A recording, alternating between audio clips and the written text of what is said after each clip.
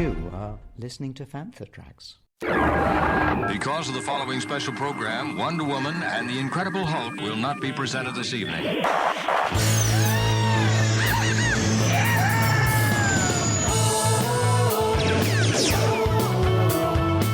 got Fantha. It's time to get all your Star Wars news in a single file. That doesn't sound too hard. Boom! This is Making Tracks. This is the way. Here are your hosts, Mark Newbold and Mark Mulcaster. I know these people. They are brutal. Does this look Jedi to you? That's not how the Force works. They'll never see it coming. Count me in. You're listening to Making Tracks. This is episode 249. I'm Mark Newbold, and joining me today is a man who is so suave it makes James Bond look like a used car salesman. It's Mark Mulcaster. Mark, how you doing, man? I'm very well, and I'm Mark Mulcaster. I'm very good. I spent my weekend running around Pinewood Studios, not doing a James Bond audition, unfortunately. Tell us more. I mean, you can't tell me much, but tell us what you can. I can tell you loads. Absolutely. Yeah, I can tell you all about it. So this weekend it was the Pinewood Futures Fest, which is basically a careers fair for the film and TV industry, mainly film, obviously, because that's mainly what Pinewood does these days. Like I said, it's hosted at Pinewood Studios, which is amazing for Star Wars fans and also for, James Bond fans. As a Star Wars and James Bond fan, made my little day. We've been there with the Rebel Legion and the UK Garrison for the last 4 years, and we are definitely the outliers there. We are the guys and girls who are there just to add a little bit of interesting colour and stuff, because ultimately it is people talking a lot about what they want to do after school or after university, and there's loads of different companies and different departments that would work on the film industry and work in films are there. If you did, I don't know, like media production like I did, or film studies, but you didn't quite know really what area you wanted to move into, it's a great way of talking to people in certain fields that you wouldn't necessarily get access to. So like, Cineco's there, and they make a lot of the sets at Pinewood. ILM were there, and they were there to promote and try and recruit for their Jedi Academy apprentice scheme, which is both undergraduate, and they do a runner scheme, which is for college leavers as well. And ultimately, yeah, there's lots of stuff, hands-on. People got to play with cameras. There was video backdrops and the greens department. So all the kind of like fields and grasses and gardens that you see pop up in these films, all kind of covered by the Pinewood Greens department. And that was really cool because they had this kind of full setup, which had like a tree and snow and stuff and a little snowman. And if you stood in the right place and you asked very nicely, you could get covered in from a snow machine, which is really cool and made my life so much easier, because that's the Rebel Legion Christmas card sorted for 2026. So. Nice. So it was a good trip. It was a good day. Well worth going. Oh, yeah. I mean, it's 2 very long days. We have to get there by 7 a.m. and Right. We're out in costume really from about 8:30 right way through to 6 o'clock or thereabouts. But actually this time there's 3 sessions and there's a number of different groups. So especially on the Friday, it's predominantly schools or colleges. So you can imagine maybe 2 or 3 or 4 groups of about 30 kids and stuff moving around. But each session ended up going into the 007 stage, which was built for Spy Who Loved Me in 1976. And we saw the 007 stunt show, which was the stunt team, basically one of the companies there, which is, I think it's a Full Guy stunts company. They did a full demonstration with motorbikes and people falling off of boxes. But again, it was like they either do stunts or get the stunt performer to introduce a stunt and then they would do it. So, it wasn't just sit down and eat popcorn. There was educational about, but it was really cool. They had this, I think, was it a Mini or something like that, which had the whole steering mechanism and the whole kind of drive was sat on top of the actual roof. Yeah. So that then you could have the actors inside and you could do all this driving around without actually needing to stop and reset or back of trailers. And also it still looks much more authentic than in front of a digital backdrop. It was just a really fun weekend. Brilliant. How about you? What have you been up to? Have you been busy? I have been busy. Yeah, I was in Newark for the 3rd Festival of the Force. So 2nd time they've been in this venue. Bigger show than last year. More people came than last year. And more guests than last year. They changed the room around a little bit. The stage was at the other end of the hall, but I was the stage host, and blimey, they worked me hard, but it was great fun. A few people I've not spoken to before, so kicked off with Jimmy V and Toby Philpott, which is an unlikely mix but they bounced off each other really well. That was great fun. Robert Ems and Jasper Jacobs. Robert, obviously, from Andor. Jasper Jacobs from the opening moments of Return of the Jedi. Tim Rose and Paul Casey, both Mon Calamari performers. Never done a panel together. Great friends, worked together. Never done a panel, so that was a first for those two. Jamie Glover, son of Julian Glover, who was the voice of Darth Malgus in Star Wars: The Old Republic. So we spoke a little bit about that, which was really interesting. Hugh Spite and Femi Taylor, obviously both from the Jabba scenes of Return of the Jedi. Spencer Wilding and Paul Springer were together. So Paul was Reese and a Gamorrean guard, and Spencer, obviously Darth Vader in Rogue One. And then Garrett Hagen, who gave something away that he told me he's never said or never revealed in 50 years. Silas Carson after that, Jay Manchand after that, the Tops artist and Acme Archives artist. I don't think he'd ever done a panel on stage before, and he was wonderful. And then we wrapped up with Richard Oldfield from The Empire Strikes Back, the only person actually from Empire, and Jack Claff from A New Hope. All of the audios coming to Fantha Tracks Radio, special episodes Making Tracks. In fact, one of them will be our podcast day special episode next week.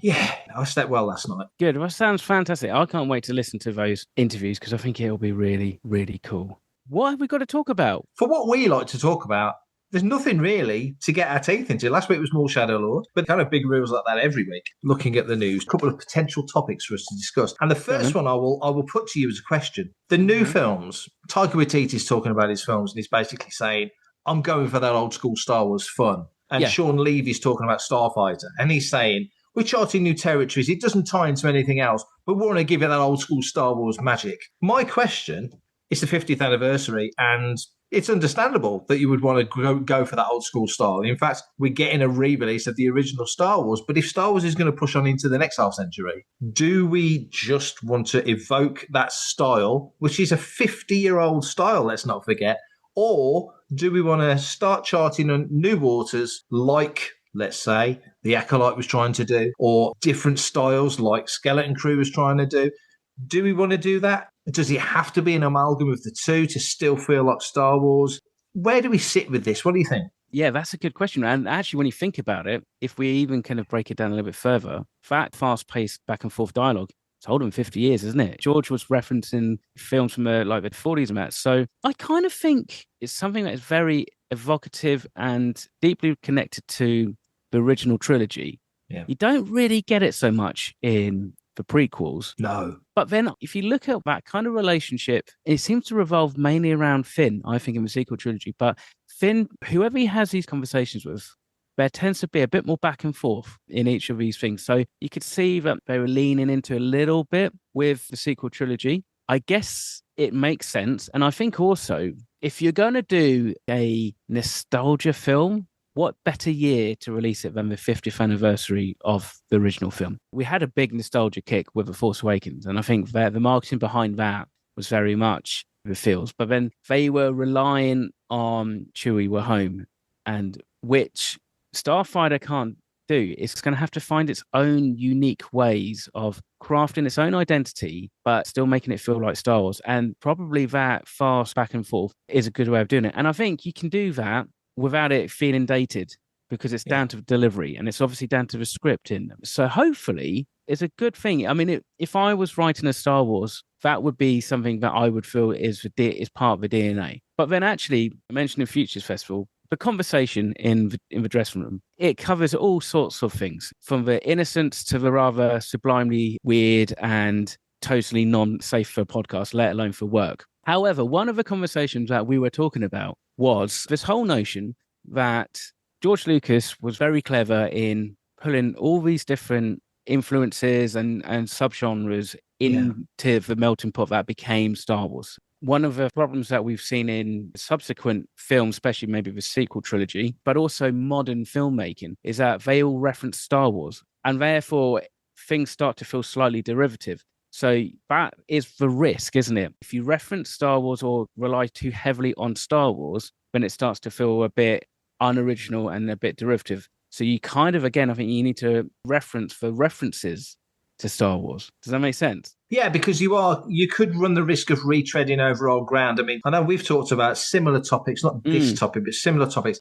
in the sense that Star Wars is now big enough that it doesn't need to reference external things, it can reference itself. But then that is a little bit too inside baseball for people who want to come into Star Wars. Yeah. But if you're referencing, let's say, a Kurosawa film or a Woody Allen film or a whatever film, then people will get, that's riffing off The Hangover or whatever. And that's just enough of a touchstone for them to get the vibe. It's a shorthand, isn't it? Whereas if you're referencing, that's referencing that old Read Log Adventure from 1982, who the hell's going to know that? I could see something like Starfighter, even referencing things like Back to the Future. I guess the movie-going cinema, for the most part, in 1977, were going in and watching Star Wars. And because of the fact that there wasn't really the wide availability of VHS and stuff like that, rerun films and stuff were on TV now and again, but they weren't on, there wasn't so many channels, so that you weren't going to get so many movies being shown at all. So like the chances of somebody sitting there and kind of going, that's the hidden fortress, is greatly reduced. If you're like a film buff or like a film critic, especially if you had like an understanding and education in classical film and Akira Kurosawa, that's probably going to stand out more. But to the average person, it's not. And therefore, this is the problem he says when he says about, maybe referencing stuff like Back to the Future.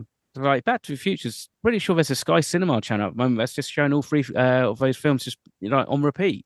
The availability of films is a lot more available. So they need to dig deeper. And actually, to your point, if you look at, say, like what Rian Johnson did, he did that. He was going back to Russian Man and some of these films, which, again, are kind of like film student films and films that filmmakers go a standout, but the average cinema goer isn't really aware of it. That's true. And also, you mentioned Back to the Future as a great example. For people our age, any oblique reference to Back to the Future, a line, even some of the camera shots, certain things that you'll go, Back to the Future. And if it's done too heavy-handed, it'll pull you out the moment. But for a lot of kids, that the audience that Star Wars needs to find and pitch to, which is mid to late teens and onwards, they're not that familiar with Back to the Future. They know their dads and grandparents love Back to the Future. That film that came out back in the 1900s. So there's that. It's weirdly, the parallel you make about maybe cinema goers in 77 wouldn't have been as overtly familiar with Kurosawa. To your point now, going forward to Starfighter and to the Taika film, whatever that may be, Kathleen Kennedy said in the Deadline exit interview that she's seen parts of the script and it's really funny and the humour's there. And we know Taika can be funny. So if there's humour in there, and of course, you can't have contemporary humour. You can have kind of vaguely contemporary humour in Star Trek, for example, but they can reference other Star Trek stuff, and that kind of works within the construct of that show. You can't really do that in Star Wars. You can't make some offhand joke about a rapper in Star Wars that's in the Star Wars galaxy because it means nothing to us. It's exposition. So you've lost that link. But I think as you move into the next part of the Star Wars journey beyond the 50 years, we'll get past the re-release of A New Hope and we'll get past Starfighter. And the next thing might be the Taika film. We don't know how far down the pike it is quite yet. But nevertheless, whatever it is, has got to find a way to, as you just said, find its own identity. It can't lean too much back on older stuff. But here's the next question for you in a way. Okay. One great thing about let's call it the Kathleen Kennedy era, as it now comes to a close, of her films, is that Rebels started, that was kind of its own thing. And then Force Awakens comes out, undoubtedly the big hit of her whole entire run. And that sets off that trilogy. But in there, you've got real crowd pleasers. And I say crowd pleasers in the sense of what could take you back to A New Hope more than Rogue One? What could take you back to that cantina vibe than Solo, a Star Wars story? And while it didn't hit, those two films, along with Andor, are, you could argue, they're the ones for the older fans. It's a different generation that gets Ewan McGregor as Kenobi. That's not the original trilogy crowd. No. That's a different group, and they got that. There are lots of little love letters to groups of the fandom. But moving forward, do you feel that Star Wars will still need those moments of, we haven't forgot about you, OT fans. You might be in your 60s and 70s now, but here's something from whatever. As somebody who's still 20 years away from their 60s and 70s, I mean, I hope so. This was actually one interesting thing about doing Futures Festival, because when you think about it, when we go, and I say we, being like the 501st, Rebel Legion, and all the other costume clubs I belong to, when we go to convention, we know that there's probably the majority of people will know who we are and would have seen a Star Wars film. Yeah. Now, the school kids would have been year 11s or year 12, so 16, 17 up. But definitely the younger ones who were there, who would probably have been 15 or 16, a lot of them hadn't even seen a Star Wars film. In a group of, say, like 5 kids, there might be one of them who would have seen a Star Wars film who would be like, oh yeah, but it was that whole thing like, you're a TIE pilot. I'm like, no, I'm an X-Wing pilot. So they've probably seen it, or they've probably played it in Fortnite, but they haven't, you know, they're not fans. I mean, for one, it made us feel a little bit old, I'll be honest. But also, it does make you think that, and I'm hanging my hat more on Starfighter than maybe Mando and Grogu, rightly or wrongly, but you kind of feel like, yeah, Starfighter needs to do a lot of work, because at the moment, it feels like we're not really engaging with younger fans with the movies anyway. But here's us all ready to celebrate 50 years of Star Wars, because you've been around for 40 years of it, let's say, and I've been around for 50 years of it. And so for us, it's a massive monumental milestone in our fandom, in the thing that we love, that we're going to be talking about it all next year. Next year, I'm sure for both of us, will probably be our busiest ever year as fans, doing events and stuff. Yeah, exactly. We're kind of gearing up for that. But also, to what you just said, if there's 15 and 16-year-old kids, like 1 out of 5 is going, oh, yeah, I think I saw Star Wars. That's the one with the guy with the pointy ears, isn't it? That's an issue, isn't it? That's exactly what people like Kathleen Kennedy and going forward Dave Filoni will have sat down and tried to crack. As much as we've got to break China because it's the biggest market, we've got to break this demographic as well of kids who kind of know what Grogu's about because he's the cute green guy, but couldn't tell Darth Vader apart from Darth Maul, or, you know what I mean? That sort of thing. They've got to break that ceiling in a way. Fewer people are seeing films at the cinema. I mean, fewer people are watching streaming films in the way that you would watch at cinema. Probably most of them are watching them through the reflection off of a mobile phone whilst... Very true. It's two-screening, two-screening and all that stuff. However, this might just be one of those things, you know, it's like, I remember the 50th anniversary of James Bond, and only 2-3 years ago, it was a 60th anniversary of James Bond. And that definitely is a franchise that the fandom is aging with it. Yeah. And it's not really attracting so much of a younger audience. The younger fandom, people like Kelvin Dyson and like that, who are doing like YouTube channels for that, I assume anyway, and I apologize, Kelvin, in advance, he's got to be easily in his 30s. So it's not like it's attracting the younger audience. Yeah. And Star Wars, we're not careful, could end up doing that. And that's when suddenly we could end up with this whole balancing thing whereby they might end up having to make movies, which actually me and you go to and go, it was a cool movie. It felt like it definitely wasn't aimed for me. If we can go in, and if it's Starfighter, it's Starfighter, and you kind of go and go, the 10-year-old me would have freaking loved that. Yeah. The 40-year-old me, it was like a little bit kind of like, it's a little bit like, but the 10-year-old is fine, you know. And I would go and then I would probably still buy my repeat viewing at least a couple more times and stuff, you know, at least. And I think that's what we might have to accept. We kind of accepted it a little bit with Star Wars Resistance. Yeah. Because it was animated. And obviously, I mean, like stuff like Jedi, you know, the Jedi Academy stuff with Nubs and that. The whole design aesthetic just screams, you're probably not going to like this if you enjoy an Andor. You know, it's totally different. I guess that's what will happen with the franchise as it goes on. And it's the only way really that it can really go on, because, you know, for it to reach its 100th anniversary, centenary year, me and you probably won't be around for that. So the next generation of hologram casters or something will have to be talking about it on their vlog, you know, instead of the pod. Hello, my name is Aidan Cook, and you're listening to Fantha Tracks. We head back to November of 2025 and Surrey Smugglers Star Wars Weekend, where I had the chance to catch up over 3 separate little visits to his table. Joplin Sibtain. Joplin was Brasso in Season 1 and the first arc of Season 2 of Star Wars Andor. So here's myself and Joplin talking Brasso on Making Tracks. We're here at Smugglers in Surrey. I'm sat on the opposite side of the table from Joplin. How has the day been for you today? Have you enjoyed the show? Very much. There's been a lot of love in the room and a lot of very happy people. And so, you know, what better way to spend the day than surrounded by love and enthusiasm. Yeah. Do you do many shows? Is this... No, I've done a convention. I was in an episode of Doctor Who years ago, so I've done some of those in the past. I get asked sometimes, but I'm often busy, so no, I'm not a seasoned pro. No. And what do you make of it? Because Star Wars is such a unique franchise, sort of fandom. Some people come to shows and aren't quite sure what they're going to face on the other side of the table. How have you found it today? What the people I've met?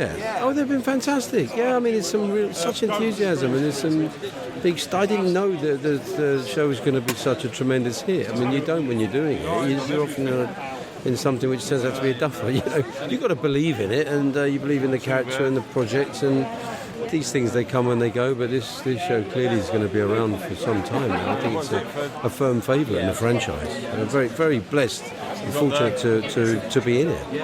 When the role came to you, what was your understanding of what Brasso would be? I mean, obviously he's Andor's friend, Cassian's friend. Yeah. But their relationship is so kind of unique. Certainly within the realms of Star Wars, you've had buddy friendships, but you've never had a friendship quite like the friendship that they've got. They're brothers beyond blood.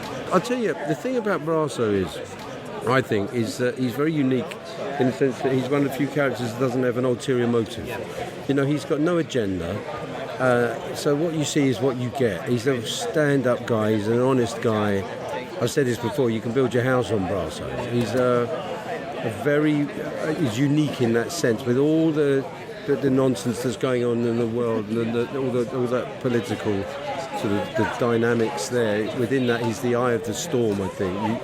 He's just so reliable and such an honest, dependable guy, and will do anything for you and not be judgmental. You know, he's this sort of guy, a friend that everyone wants, really. And he also had that wonderful relationship with Marva as well. Yes, well, she's like the matriarch, isn't she? She was the kind of, they call her the mother of ferrets or something, and she's like... She's the daughter of ferrets. It's been a while, since I did it. She was amazing because she was an actress that we all aspired to, looked up to when I was a kid. There was a drama school, we used to go and see all her work, and so it was incredible just working with Fiona Shaw. So there wasn't much acting required, really. She was just this very powerful super being. For everything in one location, daily news, reviews, interviews, podcasts, video, and social media feeds. Bookmark FanthaTracks.com for Star Wars news 24/7, 365.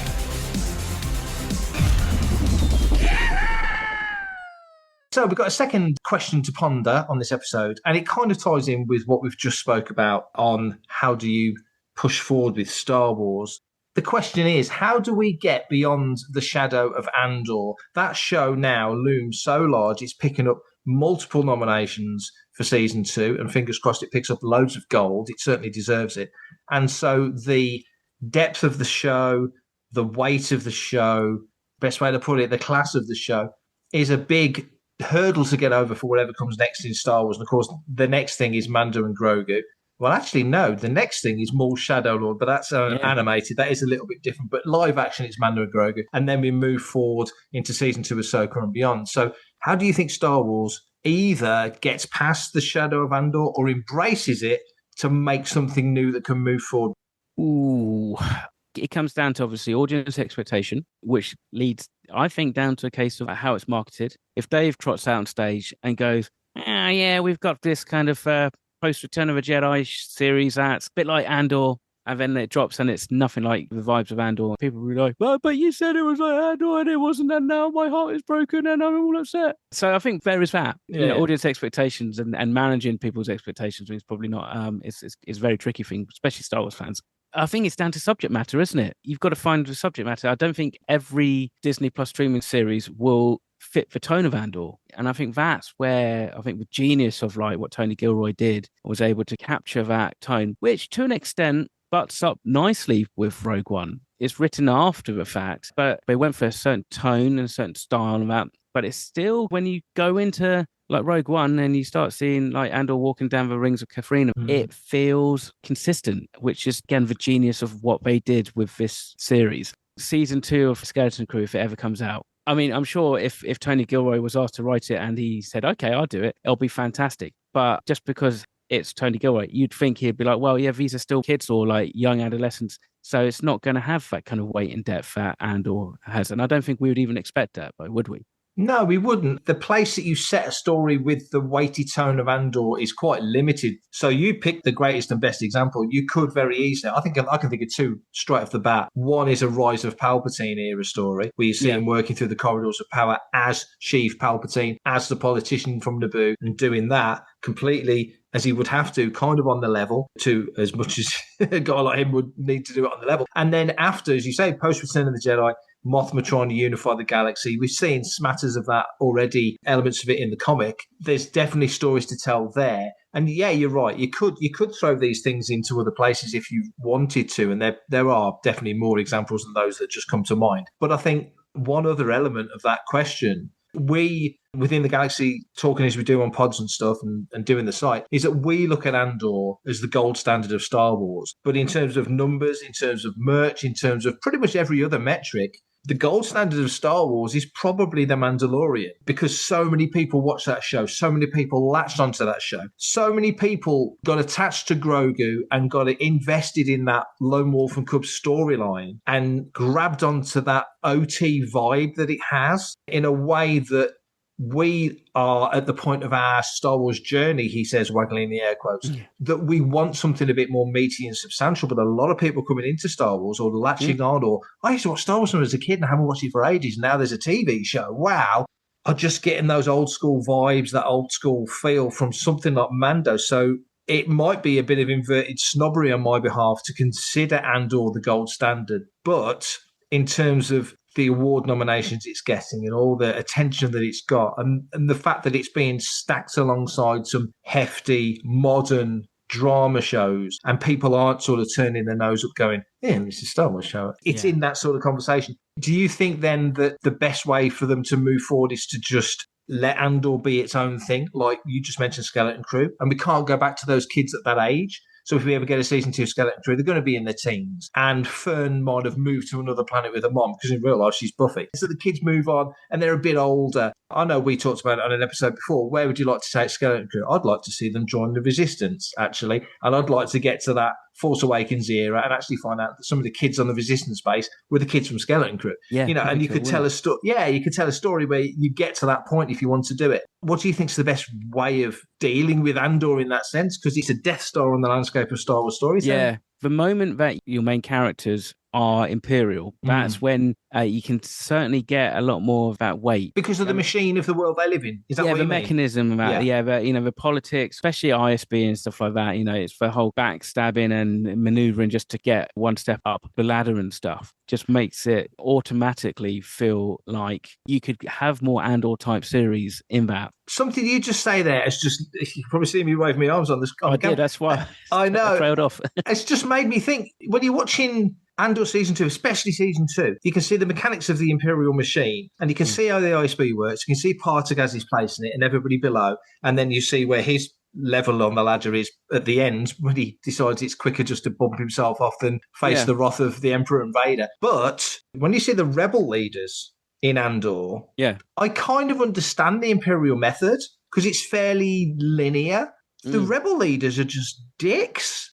And so I think I think you're absolutely right. I think a story with the Imperial chain would be way more West Wing, way more interesting, way more involved than a Rebel one. They're arseholes. I mean, you kind of feel like the Rebel one is two things. It's reactive on some levels, but it's the idealism as well. Idealism doesn't necessarily make you a great strategist. It's great to have a social justice, people standing up for the rights of the galaxy, but it's not those people who are necessarily enacting the change. Okay, fine. They might be the ones writing the manifesto, but it's getting that out to people, to the towns and that, the outer rims. The grassroots stuff. The grassroots stuff, yeah. And that's when you see the uprisings. I think it would be quite interesting, and we only saw a glimpse of it. And this was the thing with Andor. This is what I really liked, was that it didn't try to show you everything. Okay, it didn't basically do a solo. Just about everything that you knew about Han Solo was ticked off in one frickin' film, which was cool to see, but also I think the biggest flaw of that film. Whereas the 1 year hops and jumps and stuff means that you see the landmark things like, oh, now they're on Yavin. But we're not seeing everything. We're not seeing like, oh, Andor's the one who's been sent to Akbar to get Akbar or free Akbar, or he's not the one who's recruiting, other leaders and stuff. He's just doing his thing. But then also does kind of leave potential for a series about the rebellion, which could show more of that structure being defined. Do you think there's a halfway house then, with the weightiness of the missions, the weightiness of the politics, but also we never got that Rogue Squadron film, and we don't know if we're getting a Rogue Squadron TV series. We want one. There's a middle ground between There's the totally two. a middle ground, yeah. And I think you could do it in that way. I mean, the human element of the Star Wars galaxy really has always been the rebellion. Yeah. And the people in it and the sacrifice that they make. And the risk that you have basically in not being an Andor clone, because I think Andor was kind of like perfect in its execution and in its inception. means that it's very difficult. But obviously the problem is, if you lean into that vibe, it's like, how do you separate it? And probably the way to do it is to make it even more about the human element, but maybe not make it so micro, maybe actually make it quite macro, because really I think sometimes that's where Star Wars excels, is actually on the big movements rather than like the individual stories. That's interesting, because I was thinking as he was saying that sort of a mission-based type thing, but actually missions are part of a bigger picture. And so if there's a battle or a movement or whatever it might be,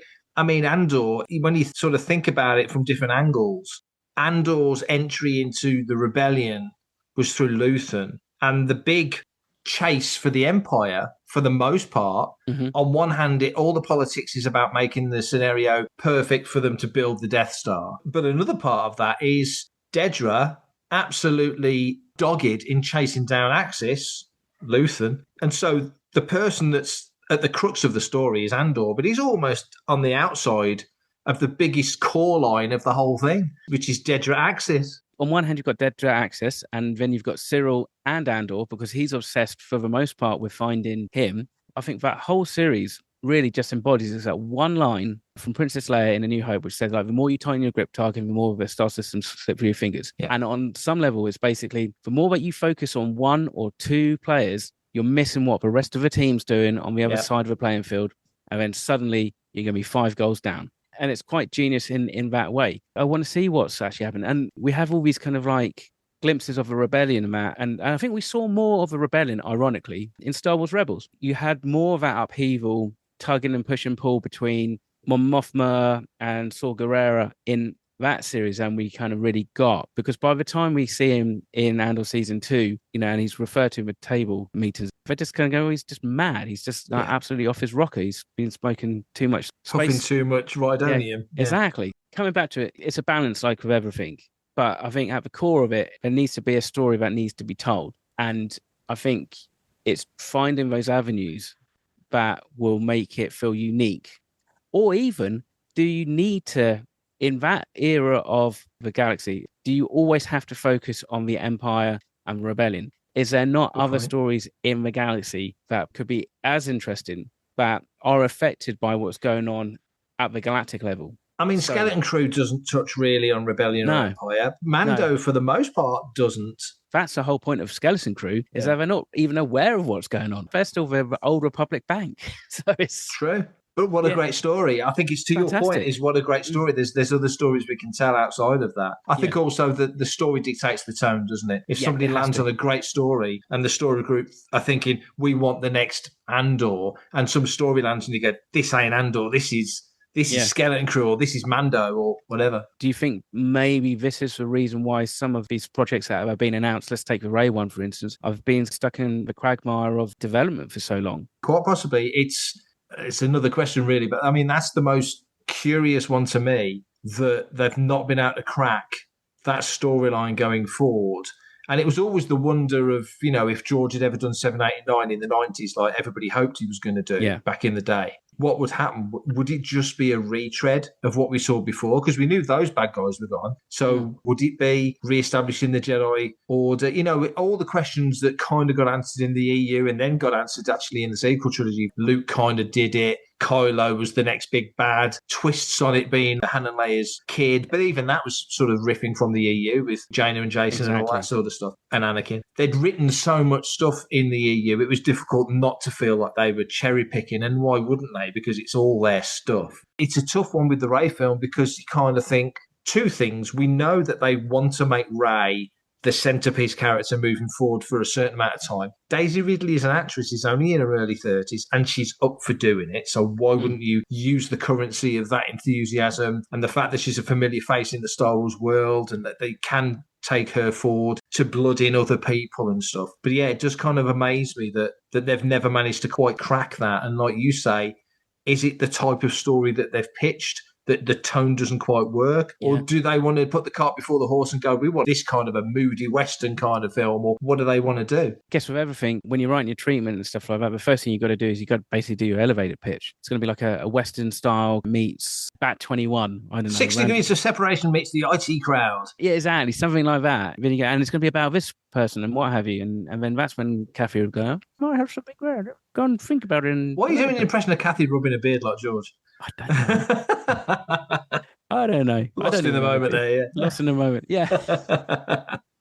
In the 1990s, how much of an idea do you think that George had about what he would do in 7, 8, and 9? I think he had those notepads that he wrote back in the day. So there was probably bullet points, but I would imagine there was probably less bullet points for 7, 8, and 9 than there certainly was for 1, 2, and 3. Absolutely. Yeah. You know, I think 1, 2, and 3 always felt like he'd got that fleshed out enough that he knew the motivations he wanted to do. But 7, 8, and 9, what happened next? No, I'd love to read what ideas he had. But I know he had later treatments because we've been talking about this in relation to Maul. John Hipkiss did a piece about George Lucas and Maul, about, you know, Darth Talon and all that stuff. But that was written 10, 15 years ago, I was going to say that's 20, 30 years ago.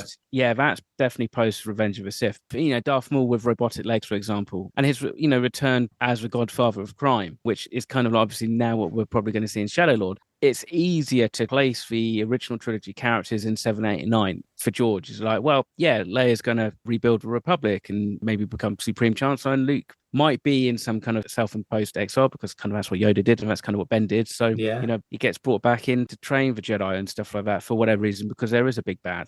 What would be cool? I still think that as an idea, the biggest challenge to Rey, and let's say Rey's Jedi Academy, should she have one that is fully fledged with actual Jedi and not just Padawans and Muggles and stuff, is something that the Force can't win against. Trying to save Yu Zhongvong without saying the Yu Zhongvong. The whole notion of there being beings that the Jedi couldn't read in the Force, they're just not there. They're not able to then rely on the Force to defeat them in so many ways. I think that would make a more of an interesting idea. You know, we had a bit of that in the High Republic, didn't we? But not to the extent that you're probably No, well, I mean, that was all about you know, it was like, what do the Jedi fear the most? Fear itself. But something like that, the problem is, the more that you tie the bad guys to the Empire, it's easier to compare them to Darth Vader and to the Emperor. And the galaxy should be completely without a central government for a good couple of 100 years. Let it all kind of go real, kind of, you know, and there'll be loads of little pockets of like alliances and factions and stuff like that. This is Charles Soule. You're listening to Fantha Tracks. So for the second and final time today, we head back to 2025, November, and Surrey Smuggler Stoles weekend, where Paul Naylor had the opportunity to sit down and chat with Michael Carter, Return of the Jedi legend, Bib Fortuna himself. So here's Paul and Michael Carter talking all things Bib on Making Tracks. Hello, Michael Carter. Hello. How are you? You having a good day? Not bad, not bad. Yeah, thank you. Yeah, brilliant. I mean, obviously, Star Wars fans will always think of you as Bib Fortuna, but you've had a career that's spanned all sorts of different genres. Very prominent in American Werewolf in London, I believe. Yeah. I remember seeing the clip. And so, did you enjoy the process of becoming Bib Fortuna? I take it it's quite a long time in the makeup chair, etc. Well, I spent 3 months in pre-production anyway, without ever really knowing what I'd look like.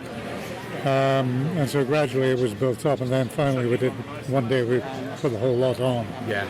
I can't say enjoyable is the word in the sense that wearing all that stuff was not enjoyable. I mean, I enjoyed the job, you always do. Yeah. If you're an actor, you always enjoy being in work. Yeah. And it was good fun, and it was difficult though because I couldn't see, I couldn't hear. Yeah.